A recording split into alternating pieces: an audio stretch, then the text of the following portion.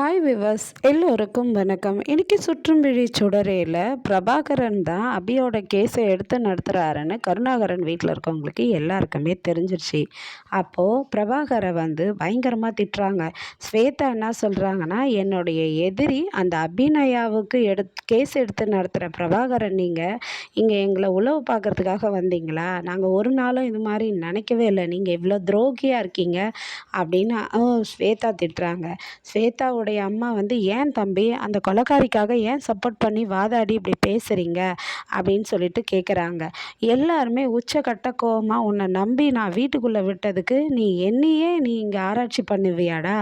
எனக்காகவே லீகல் அட்வைசராக நீ கடைசியில் எனக்கு எதிராக இருக்கிற ஆளு மேலே நீ வாதாடி இந்த கேஸை நடத்துவியா அப்படின்னு கருணாகரனை பிரபாகரனை கழுத்தை பிடிச்சி வெளியே தள்ளிடுறாருங்க. தரன்னு இழுத்துக்கிட்டு வராரு. இழுத்துக்கிட்டு வெளியே போ அப்படின்னு வாசல் வெளியே தள்ளிட்டு போயிடுறாரு.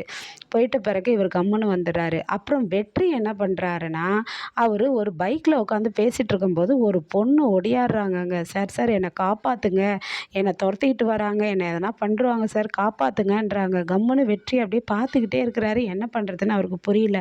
பின்னாடியே ஒருத்தர் துரத்திக்கிட்டு வருவோம். இந்த பொண்ணும் ஒரு கட்டடத்தில் கட்டிக்கிட்டு இருக்கிற பில்டிங்கில் ஓடி போகிறாங்க.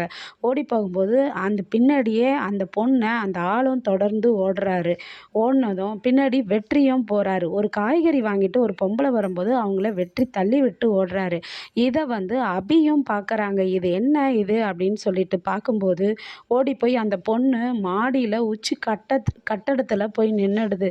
கீழே விழாதன்றாரு அவங்க சித்தப்பா என்னை விட்டுருங்க, நீங்கள் ஒரு காலம் என் உயிர் போனாலும் இந்த தாலியை மட்டும் என் கழுத்துலேருந்து நீங்கள் கழட்ட முடியாது, என்னை விட்டுருங்க சித்தப்பா, எனக்கு மனசுக்கு பிடிச்சவரை கல்யாணம் பண்ணிட்டேன்னு சொல்லுது. இல்லை நீங்கள் என்னை கிட்ட வந்தீங்கன்னா நான் விழுந்துருவேன்னும் போது ஒரு கல் தடிக்கி உண்மையாகவே விழுந்துருதுங்க. அப்போ அது வெற்றி எட்டி பார்க்குறாரு. அப்போது வெற்றி எட்டி பார்க்கவும் இந்த சம்பவம் நடந்ததுன்னு நினச்சி வெற்றியும் ஃபீல் பண்ணுறாரு, அபியும் பார்க்குறாங்க. ரொம்ப ஃபீல் ஆகுறாங்க, என்னடா இப்படி நடந்துருச்சே அப்படின்னு சொல்லிட்டு. அதுக்கப்புறமா இந்த திவ்யா வெளியில் காலேஜுக்கு போகும்போது வெற்றி பிரபாகரன் வழி மறைக்கிறாரு. யார் ஒன்றாலும் என்னை தப்பாக நினைங்க, நீங்கள் மட்டும் தப்பாக நினைக்காதீங்க திவ்யா அப்படின்னு கேட்குறாரு. ஸ்வேதா பேசுகிற மாதிரியே நீங்களும் பேசாதீங்கன்னு. ஸ்வேதா நீ பேசுனதில் என்ன தப்பு இருக்குது?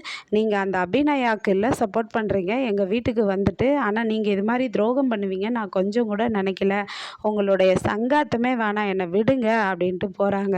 அப்போ பிரபாகரன் அவங்க மேலே ஒரு லவ் ஃபீல் பண்ணுறாரு. ஃபீல் பண்ணிட்டு அபியை பார்க்குறாரு. அபிகிட்ட சொல்கிறாரு, அபி இது மாதிரி நான் கருணாகரன் வீட்டுக்கு போயிருந்தேன், இது மாதிரிலாம் நடந்தது, நான் உங்களுக்காக வாதாடுறேன்ற உண்மை அவங்களுக்கு எல்லாருக்குமே தெரிஞ்சிருச்சு அபி அப்படின்னு சொல்கிறாரு. அப்போது என்னை கருணாகரன் கழுத்தை பிடிச்சி வெளியே தள்ளிட்டாரு, யாரும் அந்த வீட்டில் இருக்கவங்க என்னை பேசலை என்கிட்ட அப்படின்னு சொல்கிறாரு. உடனே அபி என்ன பிரபாகர், என்னால் உங்களுக்கும் திவ்யாவுக்கும் உள்ள இருந்த இருந்த உறவு இப்படி கட் ஆயிடுச்சே, அதனால் எனக்கு ரொம்ப மனசு கஷ்டமாக இருக்குது பிரபாகரன், சாரி பிரபாகரன் அப்படின்றாங்க.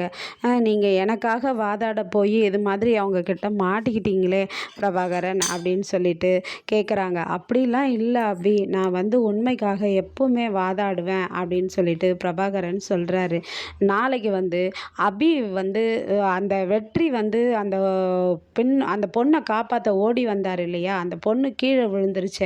அந்த பொண்ணு விஷயமா அடுத்த நாள் போலீஸு வெற்றியை தேடிக்கிட்டு வருவாங்களா, அந்த விஷயத்தினால வெற்றிக்கு என்ன தண்டனை தருவாங்க, பிடிச்சிட்டு போயிடுவாங்களா, இல்லை என்ன கதைன்னு நாளைக்கு தொடர்ந்து பார்க்கலாங்க. அது வரையும் காத்திருக்கலாம். நன்றி, வணக்கம், பாய்.